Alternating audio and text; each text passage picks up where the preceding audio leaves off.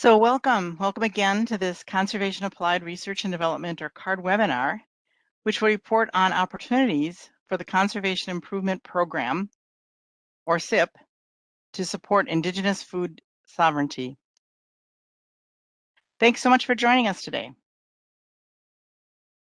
I'd like to cover a few housekeeping measures before we start. All attendees will be in listen-only mode. We will answer all questions at the end of the presentation, but as questions occur to you, please type them into the Q&A box and send them to all panelists. The Q&A box can be opened by clicking the ellipse in the lower right of your screen as indicated on this slide.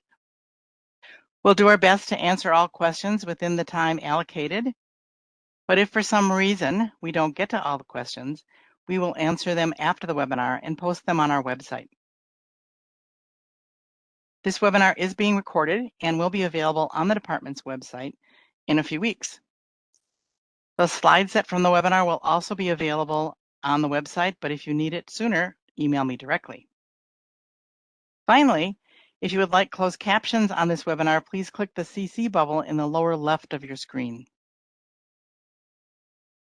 I'm Mary Sue Lobenstein, and I'm the Research Planning Director at the Minnesota Department of Commerce, Division of Energy Resources.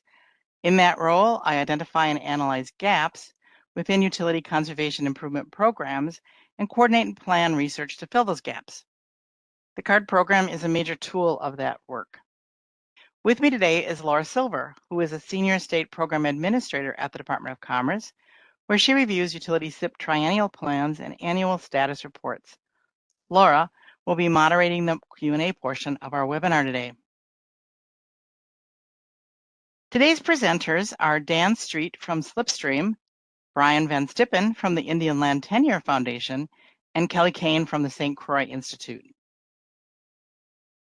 Dan serves as a senior researcher at Slipstream.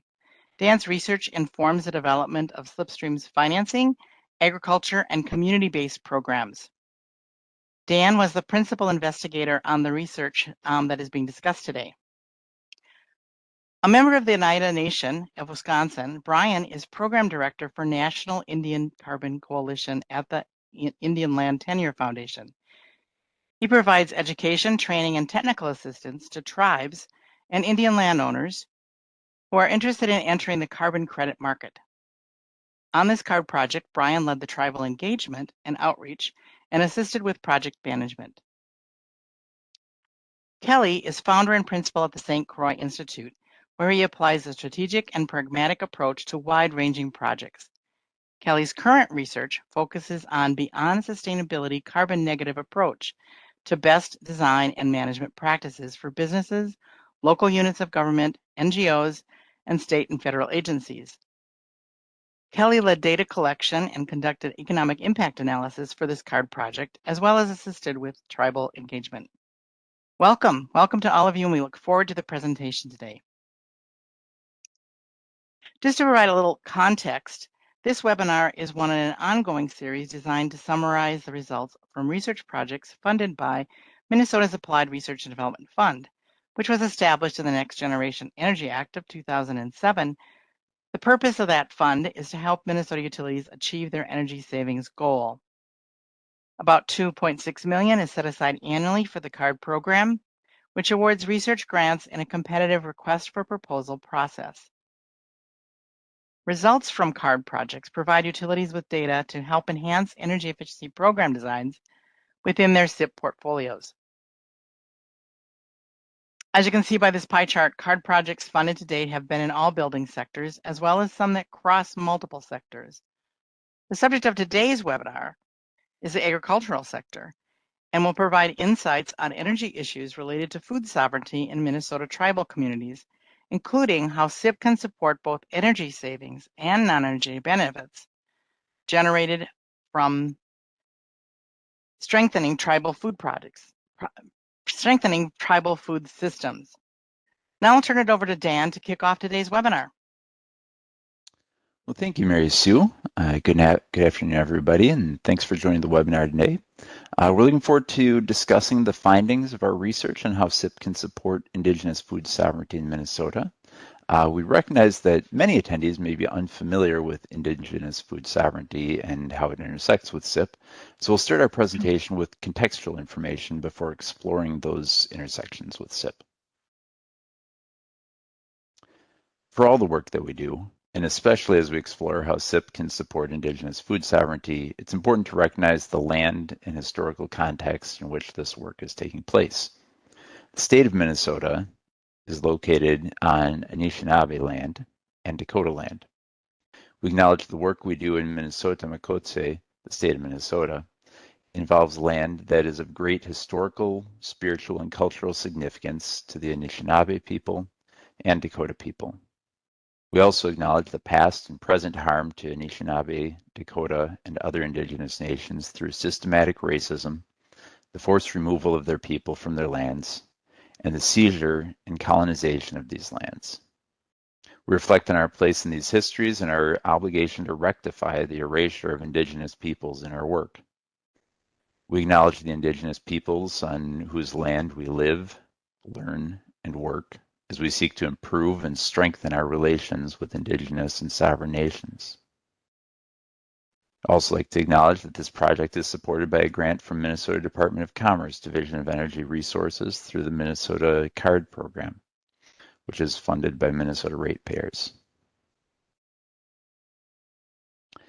Slipstream, organization that I'm with, worked collaboratively with Indian Land Tenure Foundation, St. Croix Institute, and Our Healthy Share to conduct this research. I manage the project for Slipstream, which is a nonprofit organization with a mission to accelerate climate solutions for everyone. For Slipstream, Deb Donaco, Jeanette Lizax, and Doug All provided significant support and expertise for the research. Brian Van Stippen represented Indian Land Tenure Foundation, which is a national community-based organization serving American Indian nations and people in the recovery and control of their rightful homelands. ILTF works to promote education, increase cultural awareness, create economic opportunity, and reform the legal and administrative systems that prevent Indian people from owning and controlling reservation lands. Kelly Kane represents St. Croix Institute, which is a leading dot connector for businesses, industry, NGOs, government units, academic institutions, communities, and individual households committed to reimagining and co-creating the future we consciously and purposefully leave to generations to come. Jim Gerke's not on the webinar today, but he represented Healthy Share GBC, which is a Minnesota-based general benefit corporation that works to develop economic opportunities for small, sustainable farmers and food producers, encourage healthy eating patterns, and make healthy food easily available and affordable, create living wage jobs, and decrease the environmental impact of food production and distribution. We are extremely grateful for the time, guidance, information, and insights that we received from members of Native nations, Indigenous producers, food sovereignty experts, utility staff, and other researchers during the course of this work. Information on specific food sovereignty initiatives may be considered proprietary by some Native nations.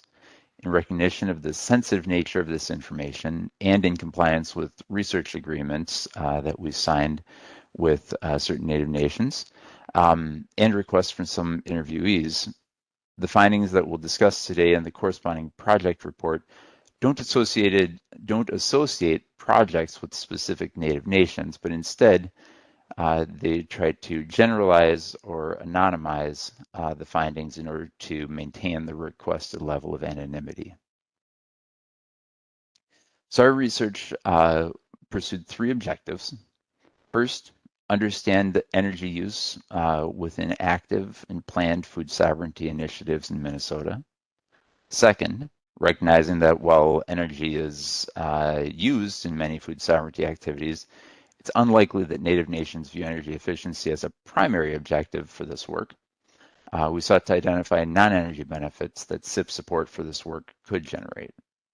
And third, we tried to propose how Minnesota's utilities and policymakers could adapt current and future CIP offerings to support food sovereignty work in the state. Now I'll hand it off to Brian to discuss more about food sovereignty. Thank you for that, Dan, and good afternoon, everybody. As we can see here, this is the definition of food sovereignty that we use for the purposes of this report. Food sovereignty as the right and ability of tribal nations and peoples to develop and implement definitions of food sovereignty, cultivate, access, and secure nutritious, culturally essential food produced through ecologically sound and sustainable methods, and then design and maintain food systems and enact policies that advance tribal priorities. So as was mentioned, I am a member of the Oneida Nation of Wisconsin. One of the priorities that my tribe has instituted in recent years is looking at traditional food sources, which includes 8-row corn. Was a traditional food that was grown by our tribal people when we were relocated to the state of Wisconsin, and something that we brought with us from New York State as we did that relocation. So the reintroduction of 8-row corn is being provided and grown by tribal producers on our tribal lands and being provided to our elder feeding sites, as well as our youth programs, which include our school programs, and other Head Start and daycare programs in which they get locally grown produce. So when we talk about food sovereignty in Indian country, a lot of our focus is on reintroducing healthy foods rather than processed types of food systems into our traditional diets. Next slide, please. So some of the key points that we found when we were looking at some of the other food sovereignty projects occurring around not only the state of Minnesota or the Midwest, but also nationwide, are going to be the cultivation of the food process, cultivation of the food sources, food processing, heirloom preservation, community engagement, and food distribution. We are working with a tribe in the state of Minnesota on a food distribution project right now, trying to reintroduce, again, healthier types of food sources into their community, as we have a lot of issues in Indian country with diabetes and heart disease. And a lot of that is because tribes are considered to be in food deserts in which there is not a grocery store within 30 miles of the reservation lands. So tribal members usually are notoriously have lacked transportation, and a lot of times they purchase their foods from the tribal convenience stores that, again, as we are all well aware, are usually processed foods. And so trying to provide a different type of food distribution method, which rolls into CIP or energy programs, was a priority of this report and some of the things that we took into consideration when we were looking at this. And then obviously we want to the projects that reflect Indigenous resources, tradition, and priorities, ensuring that we have tribal member producers that are able to participate into some of these programs. And then strategies extend beyond agriculture, different opportunities that we have looking at the energy systems. Next slide, please.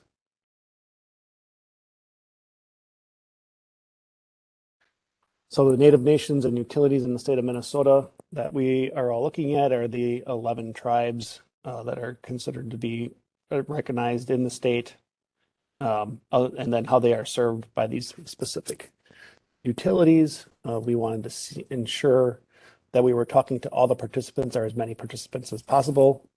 One of the things that we considered in the CIP program as a whole was we specifically looked at how CIP offerings of electrical and natural gas utilities that serve the reservations could support food sovereignty work that is taking place locally.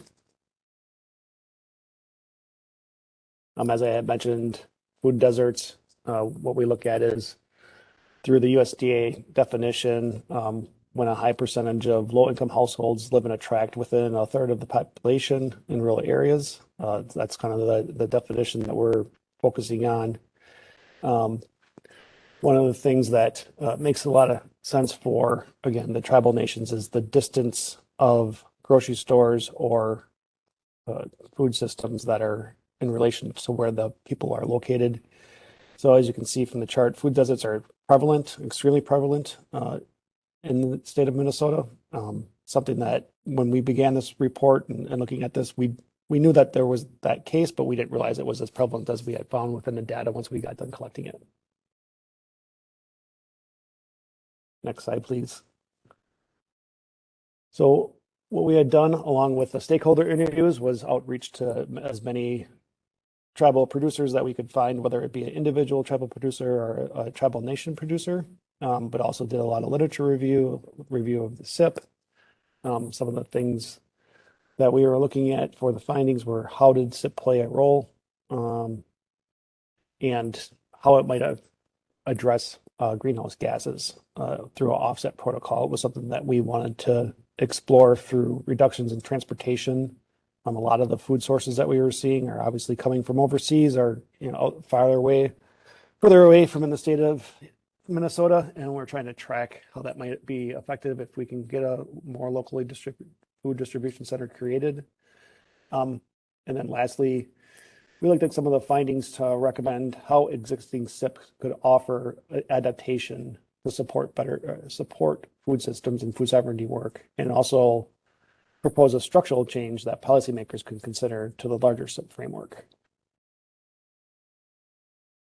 And again, here are some of the areas that we looked at for food sovereignty programs. It was a lot of outreach to tribes to see what they were doing in different areas of the country. As Dan had mentioned at the beginning, a lot of this information is sensitive to the tribal nations, and so we have to be extremely careful as how we're sharing this information, just so that we ensure that we're not crossing any barriers or providing any information that the tribes themselves did not want to disclose. So making sure that we are adhering to their traditional needs and to their sovereignty, as tribes have the ability to prevent that information from being shared with anybody else. And some of the themes that we had found, looking here at on-reservation agriculture was one of the big ones that we are seeing to come to more fruition. My tribe, the Oneida Nation, a few years ago, we purchased an on-reservation farm and started to operate that ourselves. So we're trying to, again, bring back traditional food sources onto the reservation lands and share those feed sources, share those heirloom seeds with other tribal member producers on the reservation.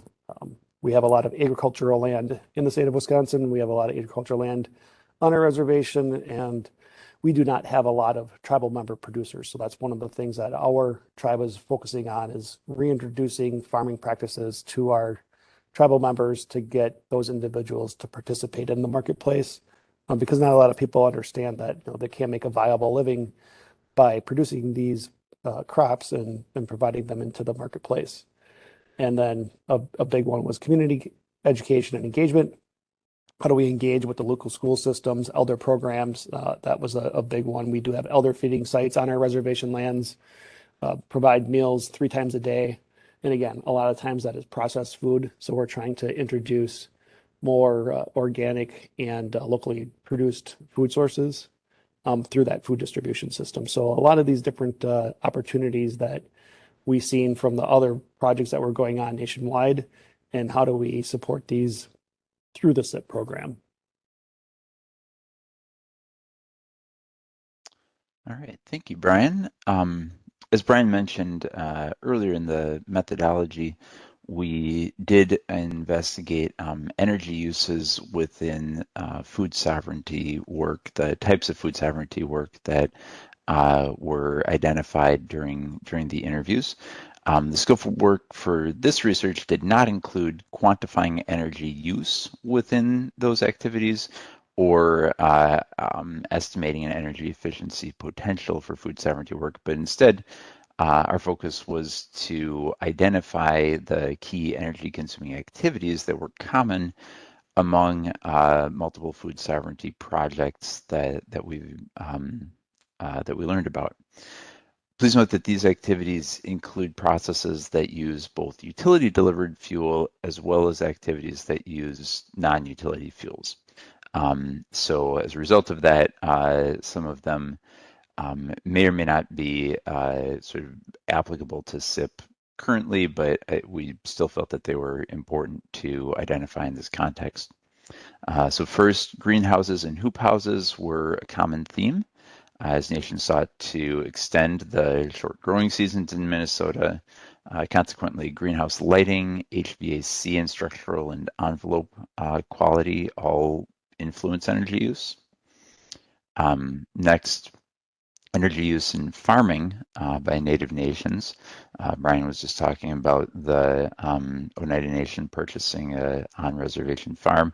That can include pumps and drives for irrigation, tractors, and other field equipment, as well as watering and fans for livestock, primarily bison. Then there's processing of harvested native foods, also uses energy. So common uses were for maple syrup evaporators and wild rice parchers, as well as bottling and packaging equipment. So this slide is a continuation of the previous page, some additional types of energy uses. And this first one, community engagement and education work, that is really supporting food sovereignty work more broadly, that there's a shift to, it's not just production, but it's also that community engagement to reorient people toward this food. And so that work includes energy uses also found in other food production and food service contexts, including refrigeration, lighting, and water heating. And then lastly, overcoming challenges posed by food deserts by transporting food to people and people to food are certainly both significant energy uses in food sovereignty work. So the next step then was to look at what are some existing CIP offerings and aligning those with potential applications to food sovereignty. So as we'll discuss in the later slides, our research produced several categories of recommendations for how CIP could better support food sovereignty. We identified CIP measure offerings here that could potentially support food sovereignty work as is, but as a first step toward enabling greater support for food sovereignty through CIP, we think that one potential possibility would be to ensure that Native nations and Indigenous producers have access to those existing incentives that are applicable to the work that they're doing. The tables on this slide and the following slide categorize measures currently offered in CIP, propose how those existing measures could potentially reduce energy use in food sovereignty activities that were noted during interviews and online research. As you can see in the bottom row of the table, many of the measure types that we identified help to reduce energy use in greenhouses and in commercial kitchen settings, such as those that might be applicable to community engagement activities. While a number of opportunities are identified here, we should also note some important areas of disconnect between CIP offerings and the types of agriculture and food production work that are relevant to food sovereignty. For example, many CIP offerings for the agriculture sector apply to energy use in dairy, hog, or other livestock farming.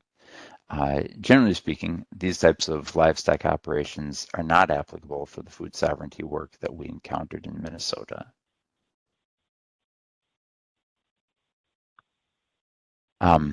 Most commercial kitchens used in food sovereignty projects are used for packaging or preparing food for grocery sale or other types of retail, while most CIP measures that we ran across are focused on restaurants and other food service applications.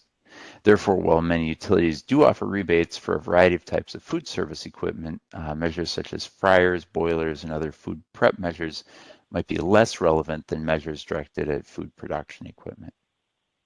Given the importance of greenhouses and indoor agriculture in the initiatives that we learned about, it's also notable that we did not see offerings for grow lighting.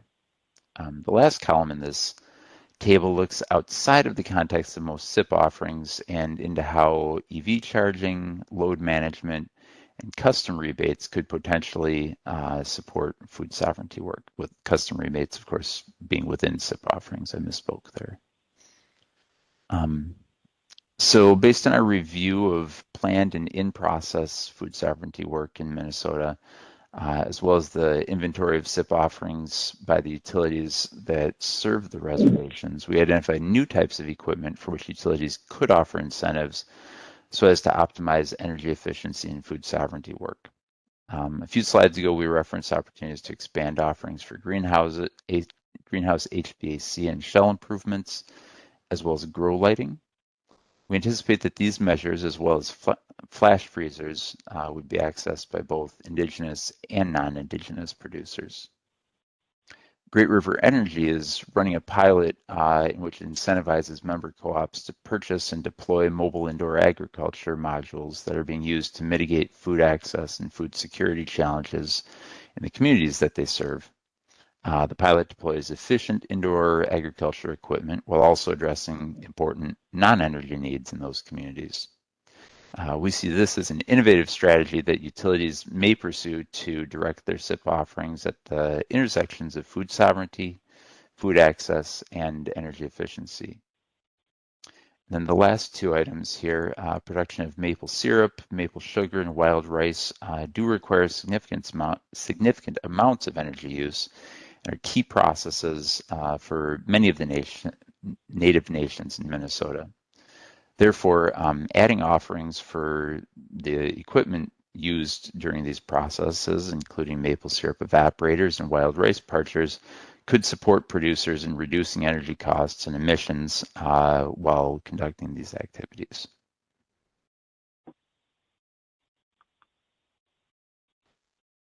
The utility representatives with whom we discussed opportunities for increased support for food sovereignty noted the possibility of incentivizing the types of equipment listed on the previous slide through custom measure offerings.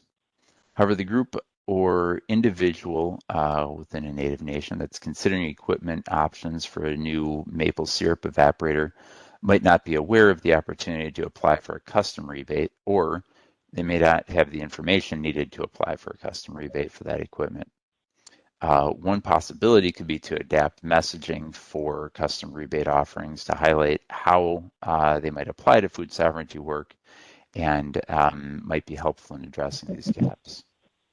In addition to adapting custom rebate messaging, expanding the scope of the utility account management for Native nations could support Indigenous producers in increasing participation in CIP offerings.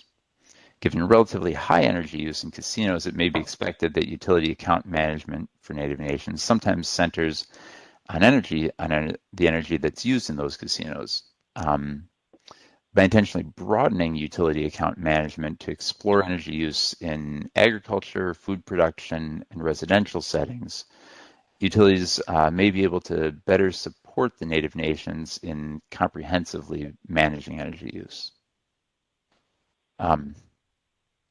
One issue that arose, or another opportunity that arose when talking about energy efficient equipment within food production is that those conversations with several producers, they noted that due to very limited budgets, oftentimes they were not choosing between a baseline of a less efficient new piece of equipment and the high efficiency model, but instead they were choosing between purchasing and refurbishing old equipment, used equipment, versus buying something new and weighing the costs and benefits of each of those options.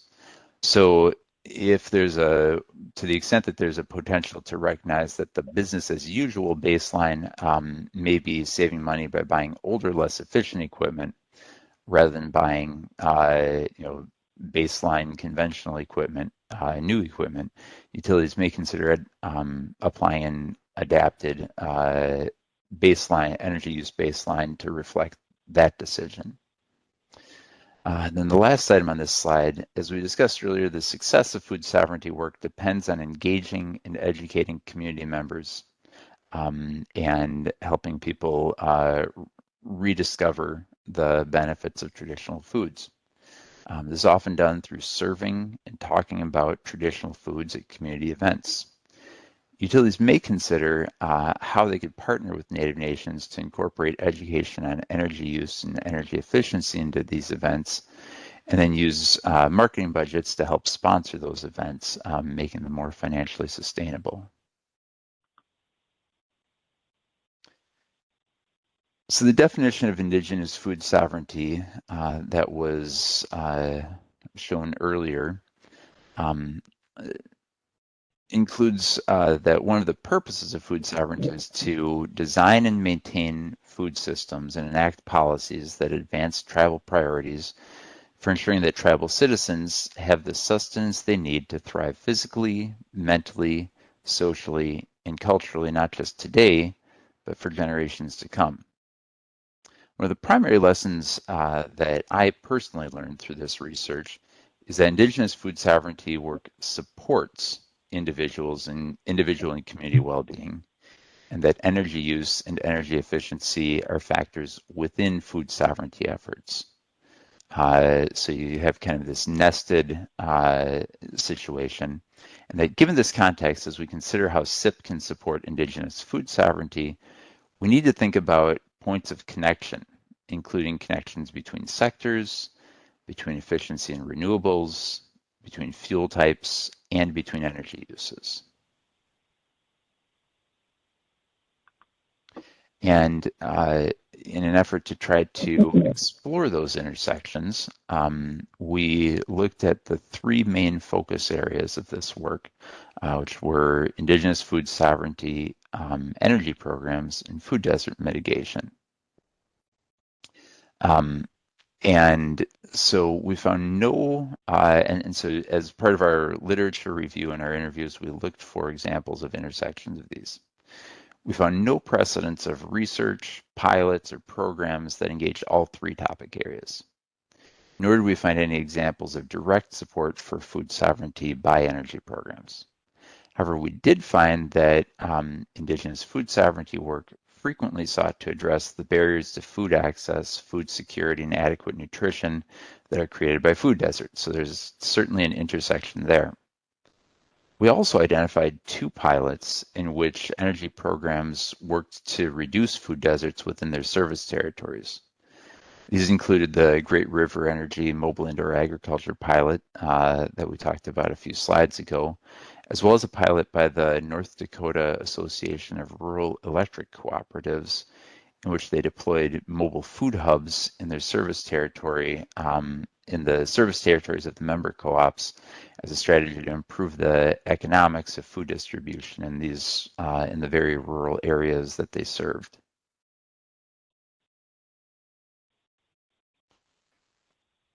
So transitioning here to some of the potential non-energy benefits of support for food sovereignty, and seeing energy efficiency as a supporting strategy for food sovereignty and food sovereignty as a means toward improving community well-being, it's important to consider the potential non-energy benefits of the supporting food sovereignty work as well. From the interviews with the stakeholders and the review of the literature, four broad categories of non-energy benefits were highlighted. Offering financial and technical assistance for components of food sovereignty work can contribute to a robust implementation of this work and could therefore contribute to health, economic, cultural, and environmental non-energy benefits.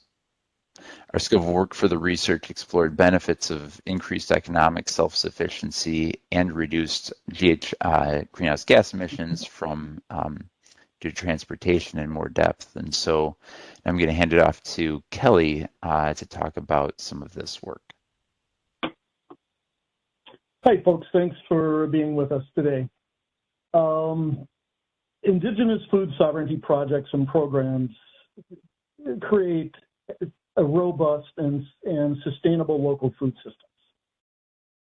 Local food systems maximize production and consumption of foods that are grown or harvested within a given limited radius, of course, and correspondingly reduce inputs of foods that are grown or produced across the country or internationally. As part of this research, we leveraged a separately funded pilot project in which Healthy Share, discussed early, which is a public benefit corporation under Minnesota statute, delivered locally sourced foods to households living on the reservation of one of the Native nations in Minnesota. Healthy Share expands upon the community-supported ag model.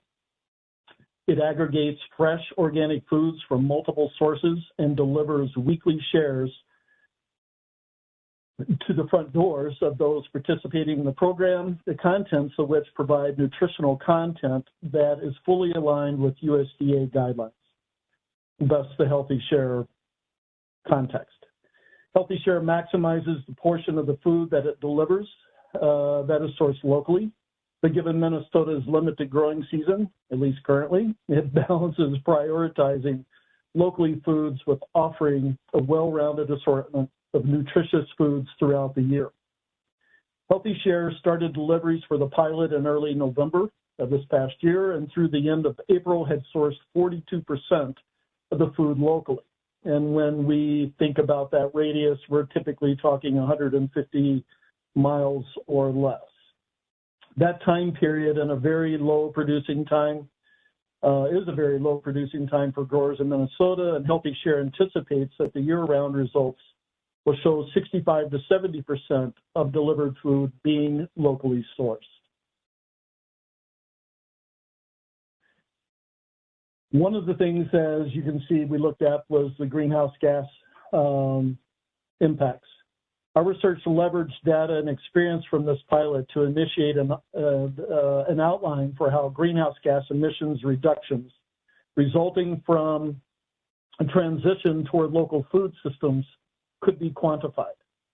If analysis shows that developing local food systems could reduce greenhouse gas emissions, this framework could be used to inform a protocol, in that case, a carbon offset protocol that Native nations and other communities could use to leverage voluntary greenhouse gas offset markets. Sales of offsets could be used to help fund projects that would support local food systems. Greenhouse gas emissions are generated from an array of sources in the food system. However, for this work, we focused on our analysis on transportation-generated emissions from harvest to consumption, and used mileage and vehicle tracking, as well as participant interviews to develop findings. Next slide. So in those findings, the Healthy Share model aggregates local foods from multiple sources and then delivers the food shares to participants. Therefore, distances from producers to the warehouse and from the warehouse to participants are key inputs, as are the types of vehicles that are used and the weight of each type of food. Since the Healthy Share model reduces the need for participants to travel to grocery stores, recognizing the food desert circumstances that many are in, distances from homes to stores is also part of that equation. Our work identified areas of uncertainty that would influence the calculation of emissions reductions. First, the complexity and variability in modes of transportation and sourcing locations in conventional food systems creates a challenge for determining baseline emissions, as does the shifting production locations for various foods throughout the year. Another area of uncertainty for a counterfactual baseline is participant behavior in the absence of the Healthy Share deliveries. Since comparable fresh organic produce is not available at many grocery stores that are closest to the reservation where the pilot took place, we will need to rely on exit interviews to generate insights on how the Healthy Share deliveries influence use of personal transportation to grocery stores to find comparable foods. The economic impact is a really interesting part of, another interesting part of the study. In addition to investigating the potential for local food systems to reduce transportation-related emissions, we conducted a high-level analysis of potential economic impacts of supporting food sovereignty and local food systems on the 11 reservations in Minnesota. Currently, about 2.5% of food purchases nationally are from local sources, based on literature reviews. This means that when most of us go to the grocery store, we're participating in a type of a conventional food system. In these systems, food is grown, processed, and packaged nationally or internationally. Much of the food that we purchase is produced by a limited number of large companies, which are likely headquartered outside of our communities. In these systems, approximately 75 to 90 cents of every dollar spent on food leaves the local economy. Additionally, communities may be left out of these systems if serving those communities is not profitable. When this happens, the residents of that community find themselves living in a food desert. While outside of the scope of this research, we believe that it is likely the economic leakage from conventional food systems for reservations that are located within food deserts is probably on the upper end of this range. Local food systems, including those created through food sovereignty movements, present alternatives to conventional food systems. As part of our investigation, we looked at the potential economic impacts to Indigenous nations and to the state of supporting the development of local food systems on and around reservations. Input data for analysis came from three primary sources. To estimate the potential economic benefit of supporting local food system development through CIP support for food sovereignty, we used data from the Census Bureau and the Bureau of Labor Statistics to estimate current food expenditures by households living on the reservations. We then used the USDA Food Dollar Series data set to estimate rates of economic leakage in the conventional food system and the potential share of spending that could stay in the local economy from stronger local food systems. This table, as complex as it might seem with the amount of summary data, is an interesting one to consider. It shows estimated current ranges of economic loss through food systems for each of the 11 reservations in Minnesota, as well as potential economic benefits that could be realized through strengthened local food systems. We acknowledge that these are high-level estimates that do not fully account for the effects of the valuable work that each nation has already undertaken. However, the table does demonstrate the significant potential benefit of supporting this work, which is likely to greatly outweigh the cost of supporting food sovereignty initiatives. In conclusion, our research produced two categories of recommendations. The first category includes strategies that utilities can adopt in the near term that would more closely align their CIP offerings with the local food sovereignty work of the Indigenous producers that they serve. As discussed on the previous slides, utilities can introduce incentives for measures such as maple syrup evaporators and greenhouse HVAC that are particularly relevant for food sovereignty work. Earlier, we identified opportunities to create new CIP offerings or adapt current utility programs so that CIP offerings could better support food sovereignty work. We also looked at existing CIP offerings that could support food sovereignty initiatives, but which producers may encounter barriers in accessing, and the roles that expanded account management and modifications to custom rebate messaging could play in overcoming those barriers. In this category of recommendations, we also discussed the important role of community education and engagement in the food sovereignty work that Native nations are doing, and how utilities may be able to provide financial support for these activities. In addition to recommending how to adapt offerings within the existing CIP framework, the report includes recommendations on how a CIP structure could be adjusted to account for the full scope of the benefits of food sovereignty work. Structural adaptations could include expanding the current valuation of greenhouse gas emission reductions resulting from reduced electricity generation to also account for reduced emissions due to lesser needs for transportation food in the local food system, or transporting food in the local food system. Similarly, the consideration of economic value to ratepayers from lower bills and lesser need for new generation capacity due to reduced energy consumption could be expanded to also consider the economic value of more resilient local economies. Structural adjustments could also account for the effects of reducing energy consumption and simultaneously reducing energy-related environmental risks to Indigenous food systems, such as pipeline spills, wildfires, into the CIP cost-benefit analysis. Lastly, we acknowledge that CIP offerings are not the only strategy for supporting food sovereignty, and we encourage utilities, commerce, and other stakeholders to foster partnerships such as with Minnesota CERTs and with university engineering departments, which can also support this work. That concludes our prepared presentation for today. Once again, we thank you for attending, and to learn more about the opportunities for CIP to support Indigenous food sovereignty. We'll now hand the presentation back to Mary Sue Lobenstein for final remarks and to facilitate any questions that you might have. Thanks much. Thanks, Kelly, and thank you, Brian and Dan as well. If you have not already done so, please type any additional questions into the Q&A panel and send them to us. Laura, do you have questions for anyone on the project team?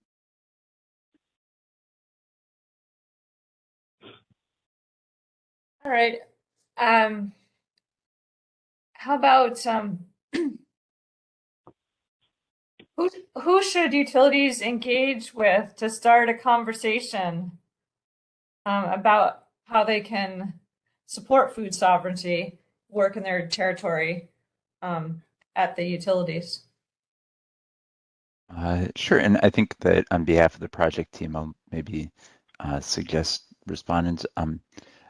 I have a few thoughts on that, but Brian, I was wondering if you'd like to respond to that. I mean, if you're going to be working directly with a specific tribe that's in the region that the utility is serving, you know, you're going to want to, first of all, see if there is a sort of nation farm, but then reach out to the natural resource department at the tribe, and they might be able to lead you to some of the other departments or individuals that are working on those issues. You know, every tribe is different, so you just have to do a little bit of research, but usually there is an office that's either over lands or other natural resources. Couple things I would add there is, you know, I think it's important to remember, in addition to the, you know, working directly with the tribal government, that there are private Indigenous producers. There's food sovereignty also happens at the household level, and so being sure to engage with you know, those sectors as well. The Intertribal Agricultural Council has a listing of Indigenous producers in each state. And so, you know, that might be another way of finding, you know, identifying Indigenous producers that are located within the given utilities service territory, and being able to do some outreach there.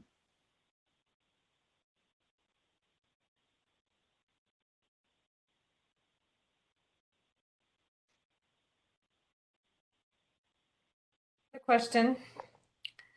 You talked about 2 examples of utilities that developed pilots to improve food access in their service territories.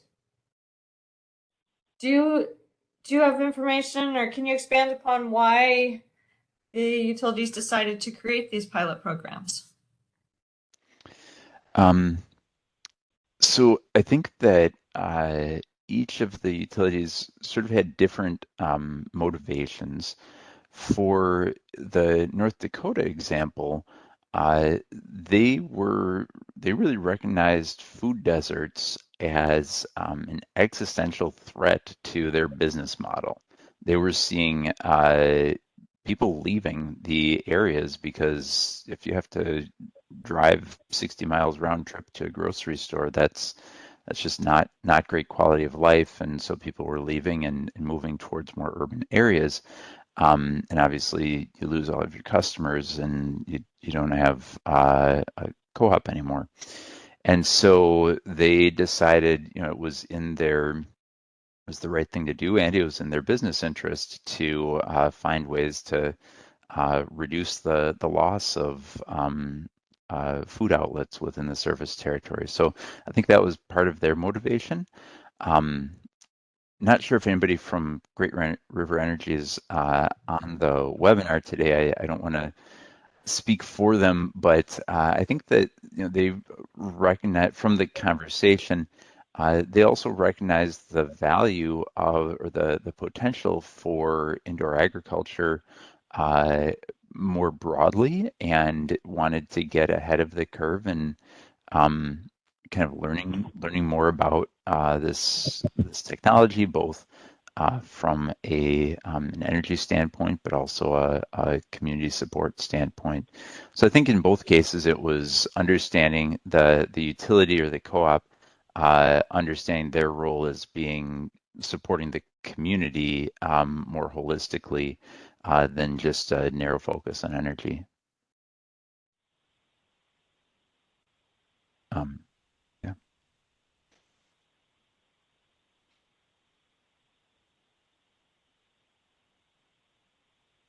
Kind of building on that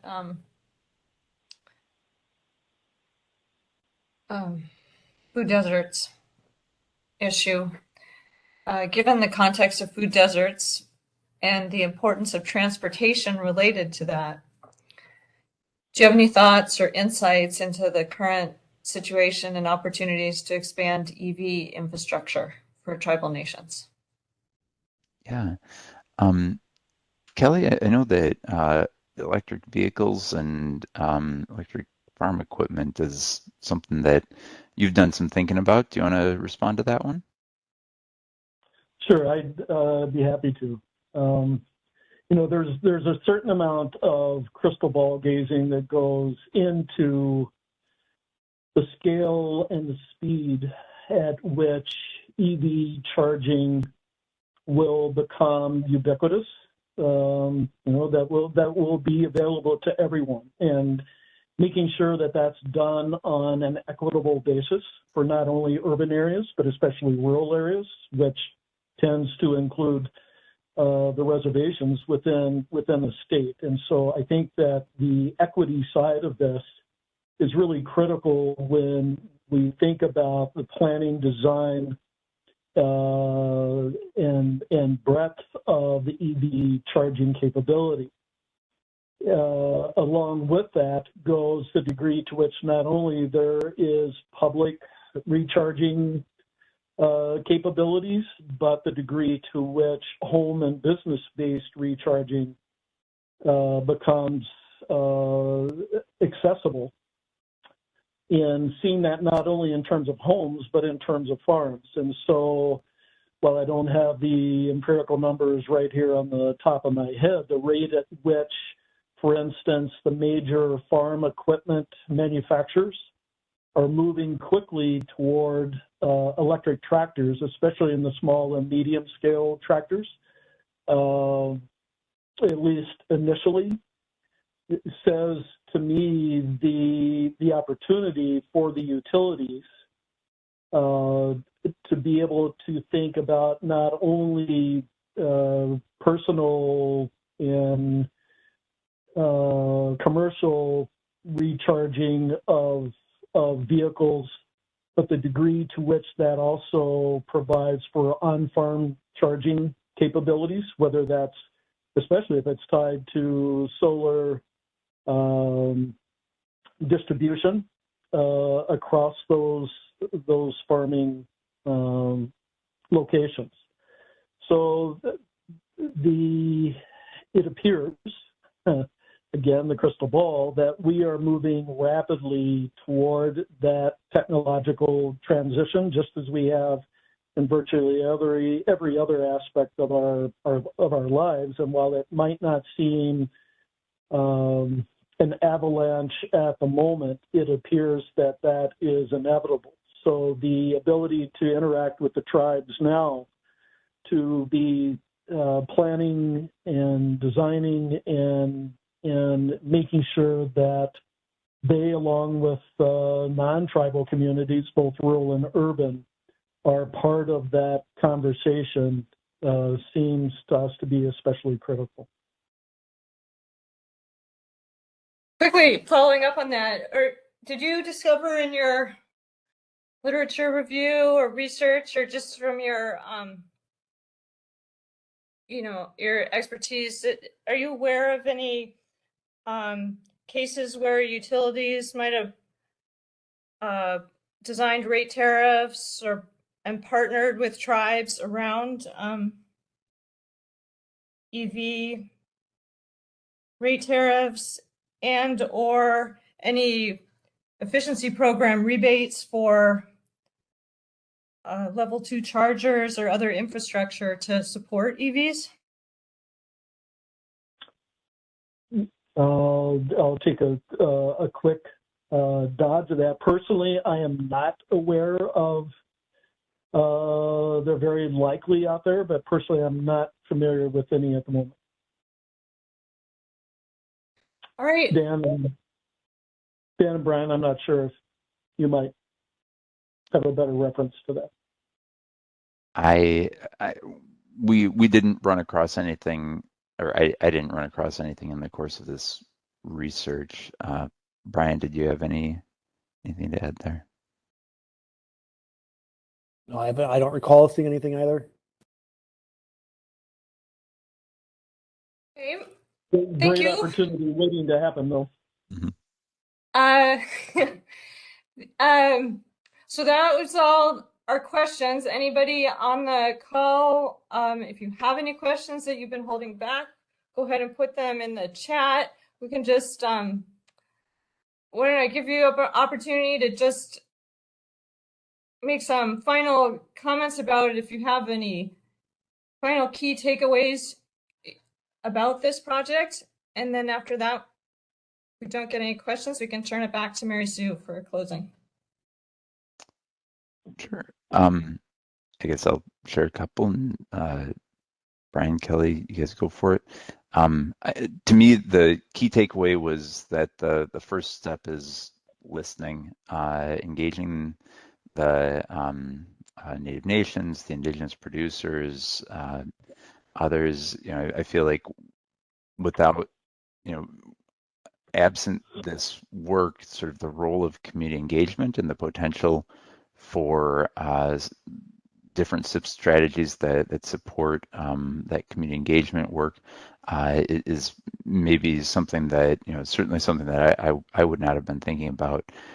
So encouragement to, start with that, listening to understand where the opportunities are, and then recognizing that some of those opportunities may fall outside the traditional bounds of a CIP structure, and to then work on getting creative to find solutions there. Brian, Kelly, do you guys have any final thoughts to share? I would chime in with the slide that we could have spent an entire hour on in regards to the economic impact, the leakage, so to speak, of the estimate of how much money is leaving tribal communities as a result of not being food sovereign or food self-sufficient, just as it is in virtually every other rural community and urban communities. The tens of millions and literally hundreds of millions of dollars based on the model that we used in this particular study represents the entrepreneurial opportunity that exists around food sovereignty, especially in tribal nations, but also non-tribal. And so the utilities opportunity around presenting really positive economic impact to their ratepayers as a result of supporting food sovereignty is really well defined in those numbers. So we really encourage folks to have a look, and I'd be more than happy to carry on a broader, deeper conversation about how we arrive at those numbers and what they represent.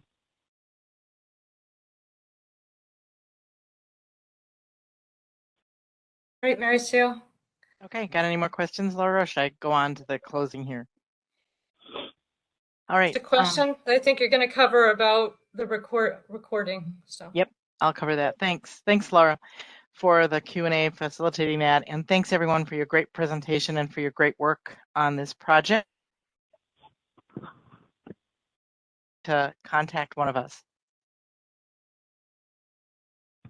So the recording of this webinar and the slide set will be available on the department's website in a few weeks. The publication of the final report is forthcoming, and those who were interviewed for the research will have the opportunity to read the report in advance of general publication. When available, you can link to either the webinar or the final report from the quick links on our Applied Research and Development webpage, which is shown here. This website also has other resources you may want to check out.